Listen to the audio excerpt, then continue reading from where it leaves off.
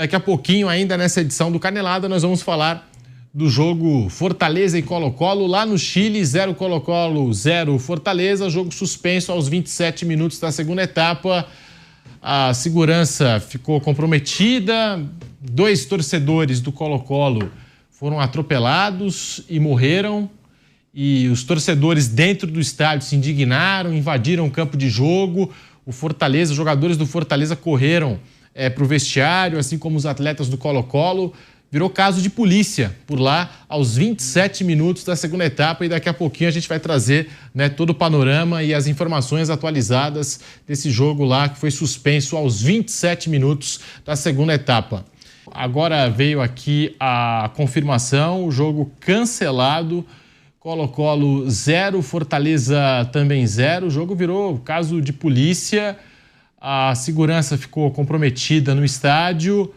Os torcedores do Colo-Colo invadiram o campo de jogo depois que ficaram sabendo da notícia de que 2 torcedores foram mortos nas imediações do estádio, foram atropelados. E antes de passar a bola aqui para o Piperno, para o Bruno e para o Mauro Betting, e a gente tem também a declaração do Marcelo Paes, CEO do Fortaleza. Então, antes até de explicar qualquer coisa ou partir aqui para análise, vamos com o posicionamento do Marcelo Paes, CEO do Fortaleza. Vamos lá, Marcelo Paes, CEO do Fortaleza, aqui na Jovem Pan. Santiago do Chile, no estádio Monumental, acho que vocês acompanharam aí tudo que aconteceu de violência, né, invasão de campo da torcida aqui do Colo-Colo.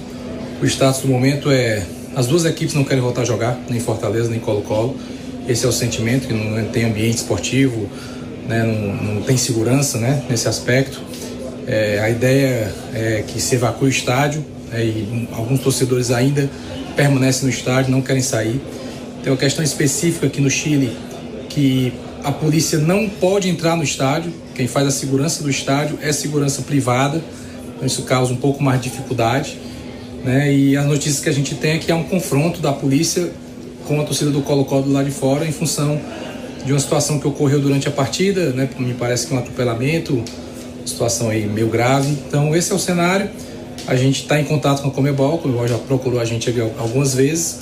Acredito que a tendência é que o jogo não continue, mas não tem condição nenhuma de continuar, né? Então a Conmebol deve oficializar isso à medida que ela tiver alguma documentação, algo que comprove, né, que não tem mais condição de segurança. Mas é notório que não tem como. Mas a gente está em ambiente seguro, jogadores, comissão técnica, nossa torcida do outro lado é uma situação tensa também, porque nós não sabemos que horas eles vão poder sair. A polícia não vai conseguir nesse momento nem mesmo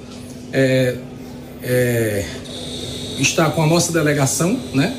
E também não com a nossa torcida. Então é aguardar, primeiro, que o jogo realmente seja cancelado de alguma maneira, né? E segundo, a segurança que se possa ter para que a gente volte ao hotel e que os nossos torcedores possam voltar também para os seus lugares. Então é isso, e pedir a Deus que proteja todos. E, portanto, posicionamento do CEO do Fortaleza, Marcelo Paes, lamentável. A segurança ficou comprometida e sem clima nenhum para a realização do jogo. A tragédia, então contextualizando aqui, a tragédia, antes mesmo do jogo começar, nós temos até algumas imagens para você aqui no canal do YouTube Jovem Pan Esportes e pelo Panflix. A partida ficou marcada por uma tragédia antes mesmo de começar, com a morte de 2 pessoas por atropelamento do lado de fora do estádio Monumental. A confusão levou à paralisação do jogo aos 25 minutos da etapa final, quando a disputa estava empatada em 0-0. Um acrílico que separa a arquibancada do campo foi quebrada pela torcida do Colo-Colo. Em seguida, muitos invadiram o gramado. Não houve ataques aos atletas ou membros da arbitragem. De acordo com a imprensa chilena, o comportamento foi um protesto pela morte de 2 torcedores do lado de fora do estádio antes do início da partida. Eles teriam sido atropelados por uma viatura da polícia durante uma tentativa de invasão ao Monumental. Um grupo de chilenos formou uma espécie de avalanche para romper uma barreira e acessar o estádio. Ao entrar em ação para conter os invasores, agentes do controle de ordem pública da polícia usaram um carro com gás lacrimogênio. Neste momento, há uma debandada e 2 pessoas ficam presas em uma cerca. elas seriam uma garota de 18 anos e um garoto de 13 anos, como afirmou o promotor Francisco Morales. E ele relatou aqui, abre aspas para Francisco Morales, promotor de justiça do Chile. Segundo informações preliminares, esses indivíduos, juntamente com pelo menos outras 100 pessoas, tentaram derrubar as cercas para tentar entrar no estádio monumental, e é nesse contexto pouco claro que o incidente está sendo verificado. Estamos trabalhando com todos os recursos técnicos disponíveis, incluindo as câmeras no local, para determinar como os eventos ocorreram. Então a polícia segue apurando. O policial que conduzia o veículo não foi preso, mas de acordo com o promotor Morales, ele foi indiciado e a sua responsabilidade na tragédia será investigada. Então a gente apresentou aqui algumas imagens, o posicionamento do Fortaleza, Fábio Piperno, cenas lamentáveis aí em noite de Copa Libertadores, em noite de Copa Sul-Americana, né, nesses jogos de meio de semana, né, de Libertadores e Sul-Americana. E essa tragédia que aconteceu antes mesmo da partida começar e terminou assim, jogo cancelado, Colo-Colo e Fortaleza. Olha, Pedrinho, diante de uma tragédia, enfim, de proporções aí tão sérias, né? Eu acho que o fato menos importante de tudo isso era o jogo de futebol, né? Então, claro que é necessário realmente atenção às famílias dessas pessoas. É óbvio que isso indignou muita gente. Eu, honestamente, não conheço de qual foi, além, claro, das mortes, né? Algo, obviamente, lamentável. O momento, o que teria sido, digamos, o segundo estopim para essa manifestação dos torcedores, né? E por que não houve também um trabalho melhor de contenção a ponto de todo mundo invadir o campo. Tá? Então, eu acho realmente algo muito triste, lamentável.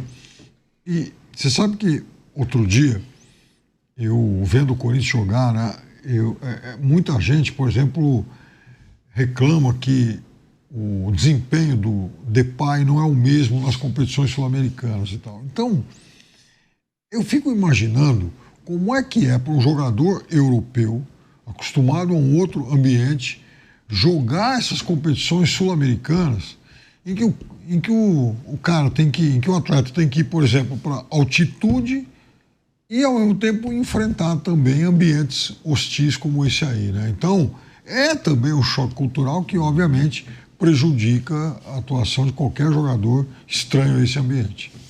Mauro Betting está aí, cenas lamentáveis, uma tragédia antes mesmo da partida começar. E o estopim, é claro que as investigações estão sendo realizadas, mas o estopim, assim, pelo que a gente acompanhou aqui de informações, é que a torcida do Colo-Colo teve ciência das mortes desses dois torcedores, desses dois jovens, durante o jogo, e tentaram ali, de alguma forma, pelo que a gente acompanha, não era nada contra os jogadores do Colo-Colo, os jogadores do Fortaleza. Parecia ser ali, talvez, um protesto e uma revolta contra a polícia mesmo. Contra a polícia, e como qualquer situação como essa, vai muito além do jogo, né? Algo que o professor Murad nos explica e nos ensina aqui, a gente não aprende em modo geral, é que a grande autoridade teórica, no sociólogo, o professor Murad, carioca, uma grande autoridade teórica sobre violência no esporte, ele sempre frisa, né? Violência, no caso específico do futebol, né? Violência do futebol, a violência no futebol. Tem a violência na imprensa, tem a violência no cinema, tem a violência no mercado, a violência no transporte público, a violência na política, a violência na economia, tem vários tipos de violência, né? E a violência no esporte, né? No caso específico do futebol. E algumas vezes acontece de uma série de circunstâncias levam a isso. Em 69 a gente teve a guerra do futebol entre Honduras e El Salvador, que era um jogo de futebol, havia uma rivalidade, mas vai um pretexto muito maior. E a gente tem situações como essa, claro, não há uma rivalidade óbvia entre Colo-Colo e Fortaleza, ou se tivesse entre Colo-Colo e Flamengo, Corinthians, Palmeiras, Grêmio, não é o caso. Então, e um momento terrível, né, de um incidente trágico como esse. São várias nuances que no momento a gente não tem como detectar, e até quem está lá provavelmente não. Precisaria ter um conhecimento muito maior da realidade chilena, da realidade em Santiago e de uma série de outras circunstâncias para a gente falar. Eu só queria aproveitar isso aqui, não estou dizendo isso e nem quero me aproveitar dessa situação, mas de novo, que nós temos ultimamente, temos tido, né, manifestações e sobretudo as ordeiras que são sempre, na minha opinião, as que merecem ser levadas em conta, que é a respeito da precificação de ingressos nos estádios, sobretudo em competições como Libertadores, Sul-Americana, Brasileiro e na Europa já de há muito tempo.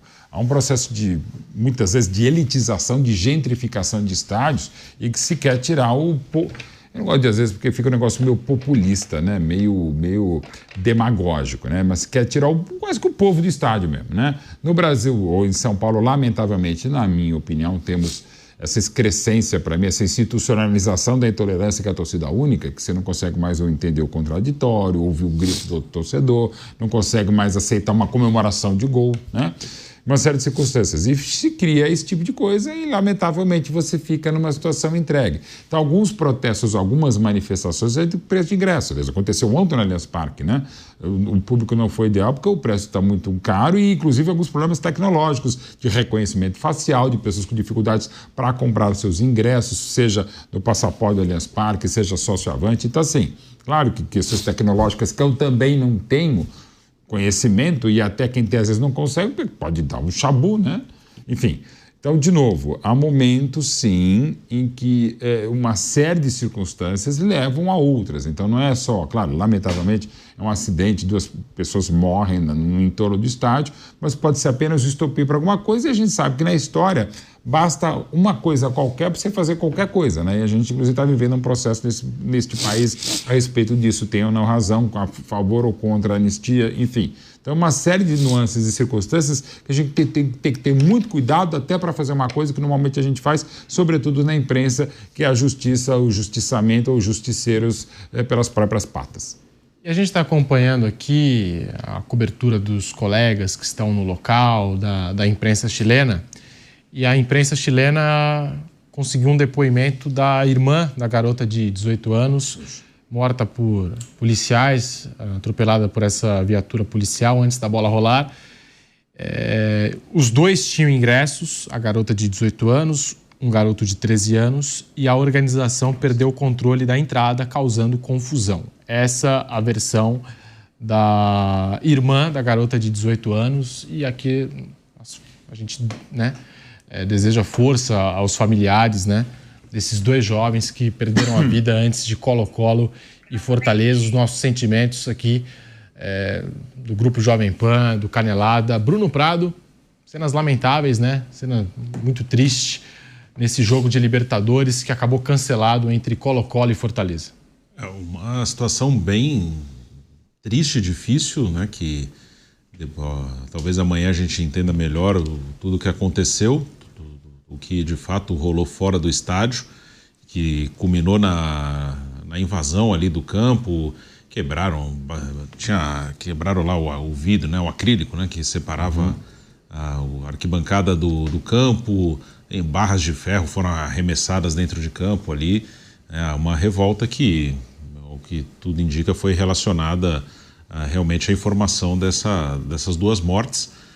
A Conmebol demorou mais de 1 hora para cancelar o jogo, manteve os times ali esperando. Não sei se eles queriam tentar retomar o jogo ou não, mas demoraram mais de 1 hora para confirmar o encerramento do jogo hoje. Depois a gente vai ver o que vai acontecer. Mas é complicado, não é só aqui que acontece, não é só na América do Sul, mas o clima anda muito pesado, né, nesses jogos, nessas competições de confusão. Tivemos a questão do racismo também recentemente muito discutida, e continua, e acontece também no Brasil, não é só nos nossos vizinhos aí sul-americanos. Então tem acontecido coisas pesadas ligadas à violência, a preconceito. Tivemos naquela final que, se a gente for lembrar, a gente vai... Fluminense e Boca aqui no Rio de Janeiro. Os torcedores do Boca foram agredidos. Boca e River. Boca e River. Aqui o jogo teve que ir lá para Madrid. Teve problema também em relação no jogo do Peñarol com o Botafogo também. Então, quase não, todo ano tem problema, confusão, dessa vez 2 mortes. Boca River do gás de pimenta. Teve do gás de pimenta, que também o jogo também foi interrompido, o Boca foi punido naquela ocasião. E a final foi para o Santiago Bernabéu, cara. O ônibus apedrejado. Então, o clima muito pesado, né? Em vários acontecimentos envolvendo violência, preconceito. E eu não tenho a menor esperança que isso diminua, não. Acho que a tendência, infelizmente, é que isso vá aumentando. Porque eu não vejo nenhuma preocupação em que o ambiente seja mais tranquilo, mais leve do futebol. Está cada vez mais pesado. Bruno, a final em Lima era para ter sido em Santiago. Era para ser em Santiago, por problemas aí do país, né? Levaram contra o governo chileno. Exatamente. E só em relação, por exemplo, casos sobretudo de racismo, temos até agora essa denúncia que o próprio Palmeiras de gestos, você pode até discutir também, de preconceito racial contra torcedores ontem do Cerro Porteño, por tudo que lamentavelmente aconteceu, e não foi só no jogo do Sub-20, né? O terceiro episódio de jogos do Cerro Porteño só contra o Palmeiras, o que não significa dizer que não possa ter acontecido em outros. Mas, tá cada vez pior, sim, muitas coisas, mas também tem uma questão tecnológica. Hoje a gente consegue filmar. Identificar. Né? Então, tem mais casos sim, porque você tem provas, né? E hoje, graças a Deus, há uma evolução inegável de algumas coisas absurdas que a gente às vezes passava reto. Hoje, graças a Deus, as pessoas estão se posicionando e não é mimimi, não é de novo. E você que adora falar essa bobagem que é mimimi, você que é o mimizento, porque você faz mimimi contra quem, entre aspas, tem mimimi. Você não tem um zero de empatia, um zero de educação, um zero de cultura, seu chato e pentelho.